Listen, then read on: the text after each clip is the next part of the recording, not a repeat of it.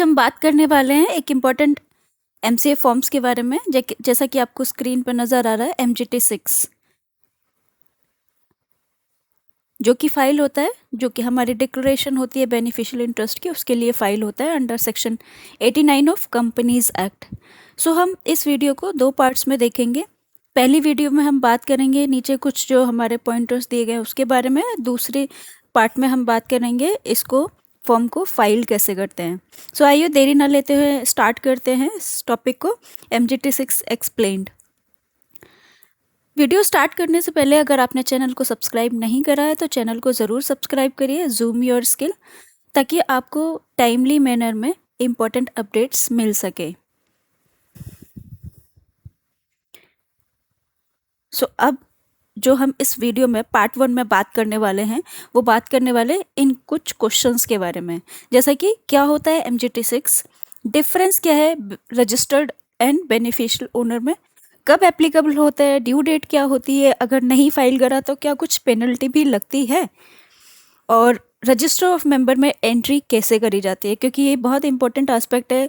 काफ़ी कंपनियां जो है रजिस्टर ऑफ में एंट्री इसको करना भूल जाती है, तो ये रजिस्टर में एंट्री करना बहुत ज़रूरी है। उसके बारे में बात करेंगे, कुछ इंपॉर्टेंट पॉइंट्स के बारे में हम बात करेंगे। और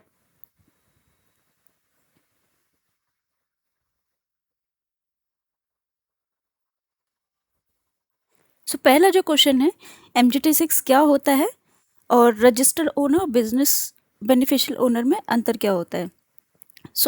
अगर मैं MGT 6 की बात करूँ, ये एक फॉर्म होता है जिसमें MGT 4 और MGT 5 जो डिक्लेरेशन होती है हमारी, वो अटैच करके MC के साथ फॉर्म ये फाइल करा जाता है। और ये फॉर्म फाइल कब होगा, जब हमें इन डिक्लेरेशंस को रिसीव, मतलब कंपनी बेसिकली रिसीव करेंगे इन डिक्लेरेशंस को। ये बेसिकली बताता है कि आपका जो रजिस्टर्ड शेयर होल्डर है और बेनिफिशियल ओनर है वो दोनों डिफरेंट हैं। अगर हम बात करें जनरली प्राइवेट कंपनी में क्या होता है, अगर एक नॉर्मल प्राइवेट कंपनी इनकॉर्पोरेट होती है, जो बेसिकली शेयर होल्डर होते हैं पैसा डालते हैं कंपनी में और रजिस्टर ऑफ मेंबर में एंट्री हो जाती है बस, कि किसने कितना पैसा डाला है, और जो भी उनके वोटिंग राइट्स और डिविडेंड होगा, जितनी भी चीज़ें होंगी वो शेयर होल्डर को मिलती है। बट हमारे कंपनी लॉ में एक ऐसा सेक्शन होता है जिसमें कि शेयर होल्डर जो होता है, रजिस्टर्ड शेयर होल्डर जो होता है, वो अलग हो सकता है, और जो वोटिंग करेगा, जो डिविडेंड लेगा, वो अलग होगा, जिसको बोलते हैं बेनिफिशियल ओनर। ये दोनों अगर अलग होंगे उस केस में इसकी एप्लीकेबिलिटी अराइज होती है। तो अगर ये दोनों अलग हैं, पहले समझते हैं कि रजिस्टर्ड ओनर होता क्या है और बेनिफिशियल ओनर होता क्या है। तो रजिस्टर्ड ओनर वो होता है, ओनर वो होता है जो कंपनी के रजिस्टर ऑफ मेंबर में as a shareholder recorded है, मतलब जिसका नाम, मतलब जब शेयर होल्डर ने पैसा डाला, ठीक है, उस वक्त हमने रजिस्टर ऑफ मेंबर में उसकी एंट्री करी थी, तो रजिस्टर ऑफ मेंबर में एज अ शेयर होल्डर उसका नाम आ रहा है। जबकि बेनिफिशियल ओनर क्या होता है, बेनिफिशियल ओनर वो होता है जो कि उसके राइट्स को, वो जो शेयर्स रजिस्टर ओनर ने लिए उसके राइट्स को एंजॉय करता है, मतलब चाहे वो वोटिंग राइट्स हो, डिविडेंड राइट्स हो, इकोनॉमिक बेनिफिट्स, मतलब कुछ भी इस तरीके के राइट्स होते हैं उनको एंजॉय करता है, उसको बोलते हैं बेनिफिशियल ओनर। जैसे कि आप नाम से ही देख पा रहे हैं, बेनिफिशियल मतलब जिसको बेनिफिट हो रहा है, रजिस्टर्ड मतलब जो सिर्फ रजिस्टर में नाम जिसका रजिस्टर है, बस। ये सिंपल प्लेन मीनिंग है। एग्जाम्पल के माध्यम से समझते हैं कि दोनों में क्या डिफरेंस होता है। For example, your father buys 100 shares of XYZ Private Limited for you, but instead of registering them in your name, he registered them in his own name. मतलब आपके लिए खरीदे थे आपके पापा ने, बट अपने नाम पे ना रजिस्टर करके आपके नाम पे वो रजिस्टर कर दिए जाते हैं। तो although the company thinks your father is the shareholder because his name is in the register of member, you are the actual owner because the shares were bought for your benefit. In case में register owner क्या होगा, father होगा, because जो MGT 4 है और जिसका company के register में नेम रिकॉर्ड्स है। बट बेनिफिशियल ओनर क्या होगा, वो आप होंगे, मतलब जिसके पास एक्चुअल इकोनॉमिक बेनिफिट्स जाने वाले हैं, जो कि MGT 5 देगा। Since the registered owner and beneficial owner are different persons, Section 89 of the Companies Act applies. So जैसा अभी मैंने आपको बताया था कि जब ये दोनों अलग अलग हो जाते हैं उसके केस में आपके ऊपर एप्लीकेबिलिटी बनेगी. सो प्राइवेट कंपनीज में जनरली जैसे नॉमिनी होल्डिंग्स देखी होंगी, ट्रस्ट अरेंजमेंट्स देखा होगा, फैमिली अरेंजमेंट्स, उसमें जो है ये सारे के सारे रेलिवेंट रोल प्ले करते हैं. अब ये एप्लीकेबल कब होता है, जैसा अभी मैंने आपको बताया एप्लीकेबिलिटी कब आएगी, जब ये दोनों अलग होंगे कि रजिस्टर ऑफ मेंबर में नेम अलग है बट बेनिफिट किसी और को जा रहे हैं. ये बहुत ही इंपॉर्टेंट कॉन्सेप्ट है इन कंपनीज एक्ट. क्यों? क्योंकि इससे ना बेसिकली आपका पता चलता है कि पीछे जो इकोनॉमिक बेनिफिट्स है वो ले कौन रहा है. सो इसीलिए इसका डिक्लेरेशन देना कंपलसरी होता है जब ये दोनों अलग अलग होते हैं. सो अगर आपको डिक्लेरेशन मिली है, ठीक है, सेक्शन 89 में, और ये रजिस्टर्ड ओनर और बेनिफिशियल ओनर डिफरेंट है, तो उस केस में ये आपका एप्लीकेबल होगा. और जो सीक्वेंस रहने वाला है वो क्या रहने वाला है, रजिस्टर्ड ओनर को एमजीटी फॉर्म देना पड़ता है कंपनी को, बेनिफिशियल ओनर को एमजीटी 5 देना पड़ता है कंपनी को, और उसके बाद जब ये दोनों फॉर्म आ जाते हैं फिर वो आरओसी में कंपनी फाइल करती है. ध्यान रखना, शेयर होल्डर फाइल नहीं करते हैं एमजीटी 6 कंपनी फाइल करती है, जो कि एमजीटी 4 और एमजीटी 5 जो कि शेयर होल्डर से रिसीव हुए, मतलब रजिस्टर्ड ओनर और बेनिफिशियल ओनर से रिसीव हुए उसके बाद. अब अगर एमजीटी 6 की बात करें कब रिक्वायर्ड होता है, जैसे shares are held in another persons name. जैसा अभी हमने ऊपर एग्जांपल समझा कि आपके पापा ने अपने नाम पर शेयर ले रखे थे बट आपको वो इकोनॉमिक बेनिफिट रिसीव हो रहा था, तो शेयर्स जो है वो पापा के नाम पर है, इसीलिए एमजीटी 6 एप्लीकेबल होगा. कुछ ऐसे अरेंजमेंट्स होते हैं जहाँ पर नॉमिनी बेसिकली होता है, तो उस केस में भी एमजीटी 6 की रिक्वायरमेंट होती है. बेनिफिशियल ओनर्स चेंज होता है, जैसे अभी ऊपर वाला हमने एग्जाम्पल 100 शेयर्स का देखा, तो अगर वो 150 शेयर्स हो जाते हैं या अगर बेनिफिशियरी ओनर चेंजेस होते हैं तो उस केस में भी ये एप्लीकेबल होता है.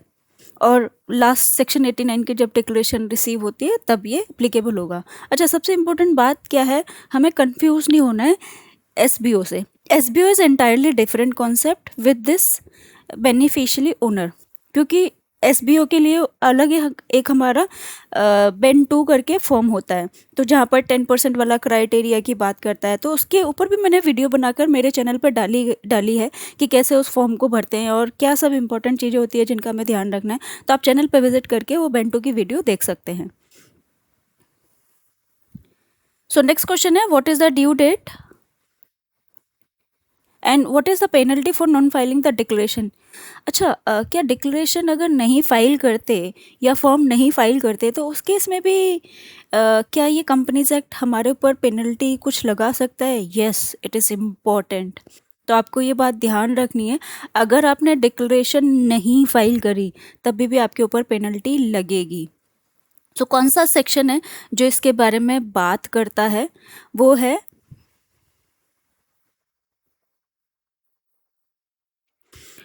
कौन सा सेक्शन है जो इसके बारे में बात करता है, अगर हम सब सेक्शन 6 की बात करें सेक्शन 89 में, वहाँ पर ये बात कही गई है कि कंपनी जो है वो डिक्लेरेशन रिसीव करेगी, रजिस्टर ऑफ मेंबर में एंट्री करेगी within 30 days from the date of receipt of declaration. मतलब जिस दिन डिक्लेरेशन रिसीव हुई है उस दिन से 30 डेज में आपको एमजीटी 6 फाइल करना है. अदरवाइज़ क्या होगा, अगर आपने 30 डेज में फाइल नहीं करा तो एडिशनल फीस आपको पे करनी पड़ेगी.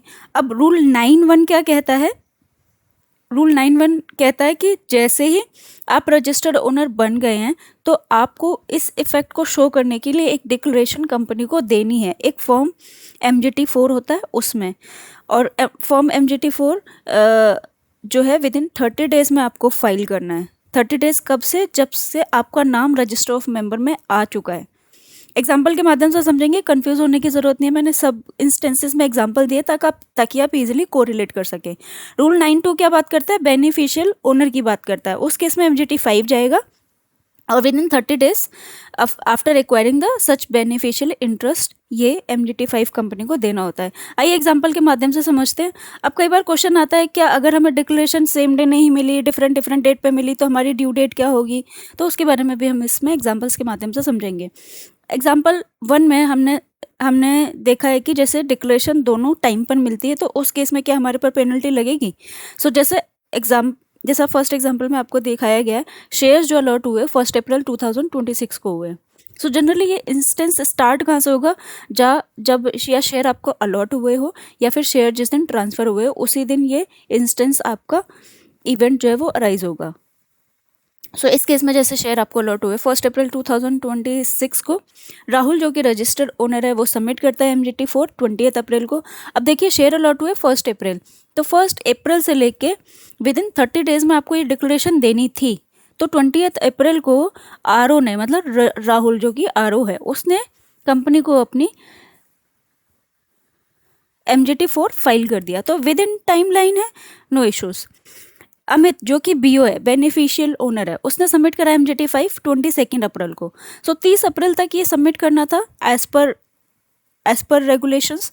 सो उसने विद इन ड्यू डेट ये सबमिट कर दिया। अब कंपनी के पास दोनों डिक्लेरेशन आ गई। कंपनी जो है MGT6 फाइल करेगी विद इन 30 डेज फ्रॉम 22 अप्रैल 2026। मतलब जो लास्ट डिक्लेरेशन मिली ना, वहाँ से आप देखेंगे कि आपका 30 डेज़ का पीरियड काउंट होना स्टार्ट होगा। मतलब आपको 22 मई तक ये MGT6 फाइल करना है। अगर आप 22 मई के बाद फाइल करेंगे तो आपका एडिशनल फ़ीस पे करनी पड़ेगी, जो नॉर्मल फ़ीस होती है उसके अलावा एडिशनल फ़ीस आपको पे करनी पड़ेगी।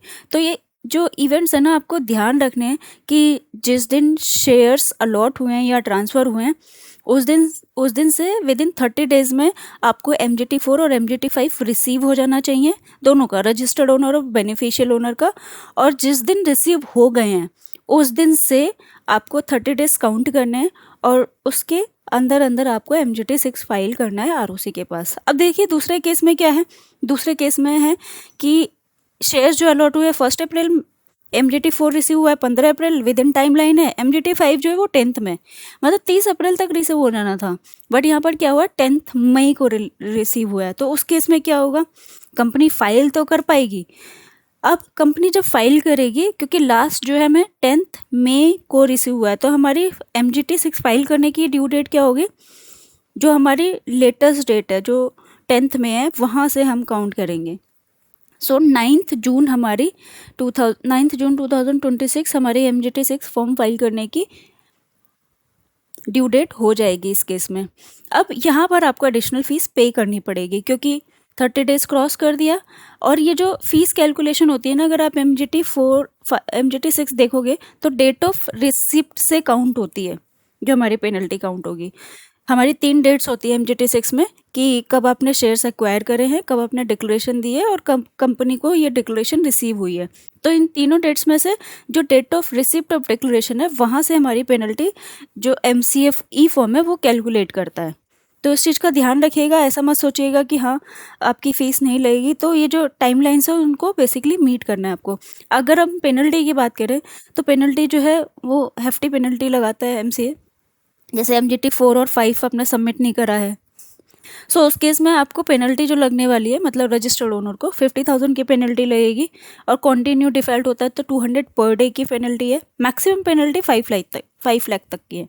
सो MGT4 एंड 5 ऑल्दो एक छोटा सा फॉर्म आपको लगता होगा, बट अगर इन्होंने नहीं फाइल करा है RO और BO ने, तब MCA जो है आपको इसके ऊपर पेनल्टी इस तरीके की लगा सकता है।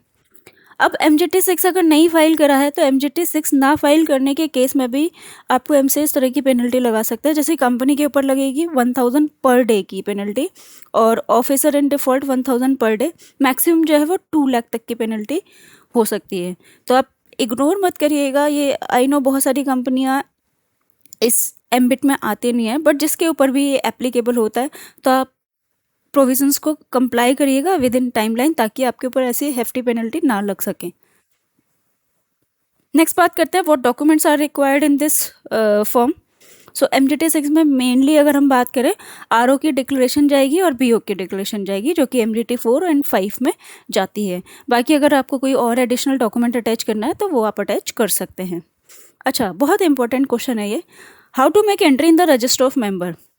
जैसा कि आपने देखा होगा ऊपर हमने पढ़ा था, रजिस्टर ऑफ मेंबर में इसकी एंट्री करना बहुत ज़रूरी होती है। अब कौन सा register of member? Register of member जो है वो मेंटेन्ड होता है under section 88(1)(a) of companies act, जिसमें हमें वही शेयर होल्डर की डिटेल देनी पड़ती है। सो अगर हम बात करें, जब कंपनी को रिसीव हो जाते हैं MGT4 और 5, तो रूल 9(3) के हिसाब से उनको इन डिक्लेरेशन की एंट्री रजिस्टर ऑफ मेंबर में करनी पड़ती है। अब रजिस्टर ऑफ मेंबर, अभी जैसे मैंने बताया सेक्शन 88(1)(a गवर्न करता है। MGT 1 एक फॉर्मेट दिया हुआ है हमें, उस फॉर्मेट में हमें ये एंट्री करनी होती है, जिसमें कि बेसिकली होता है date of declaration under section 89 and name and address of beneficial owner. अब आप बोलोगे रजिस्टर ओनर की डिटेल क्यों नहीं मांग रहा है? क्योंकि रजिस्टर ओनर की जो डिटेल्स है वो ऑलरेडी ऊपर मेंशन करी जा चुकी है इस MGT 1 में, इसीलिए यहाँ पर नीचे आपको देना है सिर्फ date of declaration and name and address of beneficial owner. For example, registered owner जो है वो मनीत कुमार है और बेनिफिशियल ओनर जो है वो अर्जुन शर्मा है और MGT 4 और 5 रिसीव्ड हुए 15 जून को। तो आपको एंट्री जो है वो MGT 1 में कैसे करनी है? डेट ऑफ बिकमिंग मेंबर में आप 1 अप्रैल डालेंगे और डेट ऑफ डिक्लेरेशन में डालेंगे आप 15 अप्रैल। ये बेसिकली 15 अप्रैल है, सो 15 अप्रैल डालेंगे। अब name and address of beneficial owner में, क्योंकि बेनिफिशियल ओनर आपका अर्जुन शर्मा है, तो आप यहाँ पर अर्जुन शर्मा का नाम डालेंगे और उसका एड्रेस डालेंगे। बस ये 3 एंट्री आपको यहाँ पर करनी पड़ती है, बहुत इंपॉर्टेंट होती है। बहुत सारे लोग करना भूल जाते हैं इस चीज़ को, जबकि आपने MGT 6 फाइल करा होता है, और जिसकी वजह से आपको ई एडजुडिकेशन ऑर्डर, मतलब ROC की तरफ से ई एडजुडिकेशन हो जाता है। तो इस छोटी सी चीज़ को भूलिएगा मत, ध्यान रखिएगा। व्हाट आर इम्पोर्टेंट की पॉइंट्स एंड FAQs? अब क्या इंपॉर्टेंट बातों का हमें ध्यान रखना है इस फॉर्म को फाइल करते वक्त? जैसा मैंने ऊपर बताया, बेन टू फाइल नहीं करना है। जब आपका ये वाला फॉर्म और ये वाली सिचुएशन अराइज होती है, आपको MGT 6 फाइल करना है। क्या ये हर शेयर होल्डर को फाइल करना पड़ता है MGT 6? नहीं, ये शेयर होल्डर को फाइल नहीं करना पड़ता। ये सिर्फ और सिर्फ उनको फाइल करना पड़ता है जो अपना बेनिफिशियल ओनर अपॉइंट करते हैं, क्योंकि शेयर होल्डर रिमेन सेम रहेंगे, ठीक है। जिसने बेनिफिशियल ओनर अपॉइंट करा होगा उसके केस में MGT 6 की रिक्वायरमेंट आती है, सारे शेयर्स के अगेंस्ट में नहीं आती। और 30 डेज़ की डेडलाइन आपको मिस नहीं करनी है। मेक श्योर आप जो बेनिफिशियल ओनर की डिटेल्स दे रहे हैं तो वो आपको गलत नहीं देनी है, क्योंकि MCA का मेन इंटेंट क्या है? पीछे जो बेनिफिट ले रहा है वो कौन बंदा है उसको आइडेंटिफाई करना। तो अगर आप BO की डिटेल्स गलत देंगे तो हो सकता है that will lead to penalty to you. और MGT 4 और 5 में ऐसा मत करिएगा कि कोई भी आपने प्लेन अटैचमेंट लगा दी, बिकॉज अगर कल को आपकी फॉर्म की इन्वेस्टिगेशन हुई, ROC ने अगर आपके फॉर्म को ओपन करके आपके अगेंस्ट में इन्वेस्टिगेशन करी, तो उस केस में फिर आपको हैवी पेनल्टी देनी पड़ सकती है। और आप कंफ्यूज मत होइएगा nominee, holding and beneficial owners के, क्योंकि ये जो फॉर्म है सिर्फ और सिर्फ बेनिफिशियल ओनर के साथ जाता है। क्या RO और BO दोनों सेम होते हैं? नहीं, ये दोनों सेम नहीं होते, ये दोनों अलग अलग होते हैं, इसीलिए ये फॉर्म जाता है। और एक बात का ध्यान रखिएगा, MGT 1 में रजिस्टर ऑफ मेंबर में MGT 6 फाइल करने से पहले एंट्री ज़रूर करिएगा। ये बहुत छोटी सी मिस्टेक है जो हम करना भूल जाते हैं। और MGT 6 अगर आपके बेनिफिशियल ओनरशिप चेंज भी हो गई है, जैसे पहले 100 शेयर्स थे अब 50 शेयर्स हो गए हैं, तभी भी आपको MGT 6 फाइल करना है। MGT 6 जो है कंपनी के थ्रू फाइल होता है, not by the share holder, not by the registered owner. तो ये ध्यान रखिए। 30 डेज का जो पीरियड है वो कैलकुलेट होता है from the date of receipt of the declaration, not from the date of acquisition और अलॉटमेंट ऑफ शेयर्स। और जो MGT 6 में पर्टिकुलर्स इंक्लूड होते हैं, जैसे कि नंबर ऑफ शेयर्स हो गया, डिस्टिंक्टिव हो गया, क्लास ऑफ शेयर्स हो गया, फेस वैल्यू हो गया, पेड अप वैल्यू हो गया, तो इन सब का डिटेल्स आपके पास होना चाहिए। अभी हम पार्ट 2 में देखेंगे MGT 6 कैसे भरते हैं, डिटेल प्रोसेस के बारे में बात करेंगे, तो वहाँ पर हम इस चीज़ को कवर करने वाले हैं। अब अगर हम बात करें, MGT 6 जो है वो मेंटेन करता है ट्रांसपेरेंसी, बिकॉज आइडेंटिफाई करता है ना एक्चुअल ओनर कौन है, तो इसीलिए MGT 6 फिल करा जाता है। कुछ इंपॉर्टेंट क्वेश्चन है उसको देख लेते हैं। कौन है MGT 6 फाइल करने से एग्जेम्प्टेड है?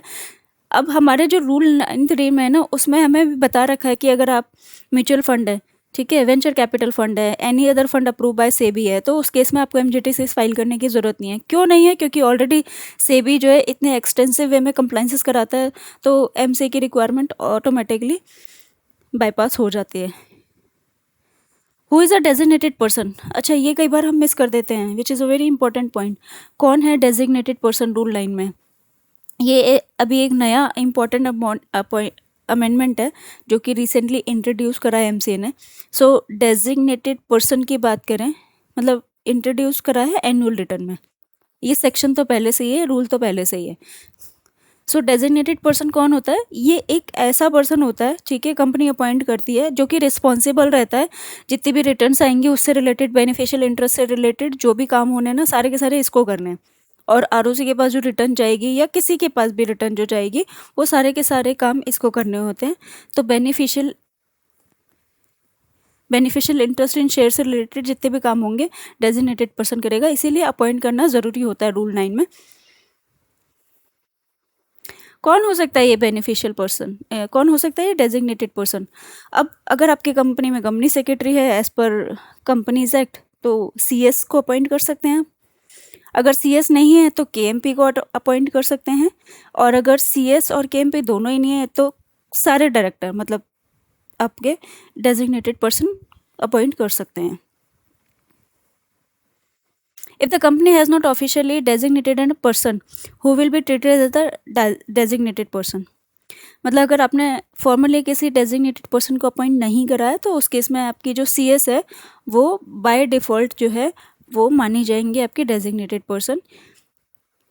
और अगर सीएस नहीं है तो मैनेजिंग डायरेक्टर और मैनेजर, और अगर ये दोनों नहीं है तो उस केस में every director. Is it mandatory to mention designated person in the annual return? Yes, अगर आपने देखा होगा रिसेंटली हमारे जो MCA V3 में नए ई फॉर्म्स आए हैं उसमें ये वाली डिटेल्स देना मेंशन करा जाता है। MGT 7A दोनों के केस में ये एप्लीकेबल है, जैसा कि यहाँ पर मैंने आपको स्क्रीनशॉट में दिखाया है।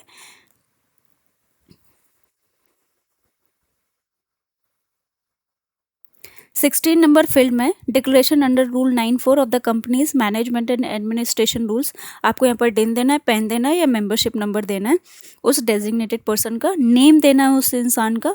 तो मेक श्योर आपने डेजिग्नेटेड पर्सन अपॉइंट करा हो।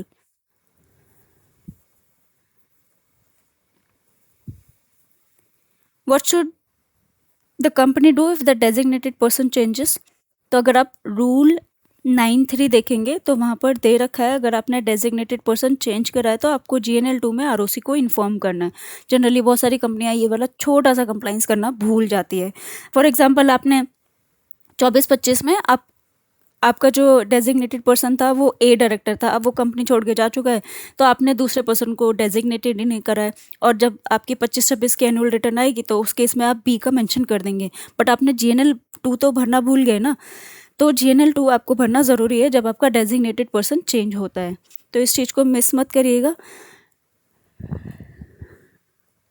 If there is change in beneficial interest in shares, are the beneficial owner or the registered owner are required to file fresh declaration? Yes, this is important. अब आपने देखा होगा MGT 6 में हमारे पास change का तो कुछ ऐसा ऑप्शन है नहीं, जैसा बेंटू में आपने देखा होगा बहुत सारे ऑप्शन हमें दे रखे हैं कि अगर आपका SBO चेंज होता है तो आपको बेंटू के लिए एक ऑप्शन दिया गया है कि आप चेंज के केस में भी बेंटू फाइल करेंगे। बट यहाँ पर काफ़ी सारे प्रोफेशनल कंफ्यूज हो जाते हैं कि अगर आपका beneficial interest in shares change हुआ है तो उस केस में क्या हमें इस फॉर्म को फाइल करने की ज़रूरत है, क्या डिक्लेरेशन देने की ज़रूरत है? येस, ऑफ कोर्स आपको देना पड़ेगा ये, क्योंकि सेक्शन खुद बोलता है, रूल खुद बोलता है कि अगर आपके डिटेल्स में चेंजेस होते हैं तो ये आपको डिक्लेरेशन देना और फॉर्म फाइल करना कंपलसरी है। सो MGT 4 जो फाइल करना है कंपनी के पास within 30 days from the date of such change, MGT file करना है within 30 days from the date of such change to the company, and company within 30 days में MGT 6 company के पास ROC के पास file करेगी। Rule 9(1) और rule 9(2) आप prefer कर सकते हैं इस केस में, और उसके बाद MGT 6 फाइल होगा ROC के पास विद इन 30 डेज में। सो आई होप ये वीडियो आपको अच्छी लगी हो। कोई भी क्वेश्चंस रहते हैं आप कमेंट बॉक्स में आप मेरे को पूछ सकते हैं। Thank you for watching the video and thank you.